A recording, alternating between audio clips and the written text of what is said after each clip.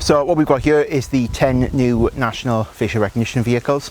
So part of a national capability being rolled out through the Home Office, supported by the MPCC. And what we've done is use experience from learning from in South Wales to develop these vehicles to be the next generation of facial recognition vehicles to go out and support the growth within the UK. So what we've seen over the last 7 to 8 years really is the growth in the use of facial recognition. South Wales Police have had the team since 2017 and they'll go out regularly, arresting those who are wanted, who are suspect. And the Met likewise have done the same for the last few years. So over the last year they had over 500 arrests, and it's through that growth that the forces have looked at it and seen how much of a viable tactic it is.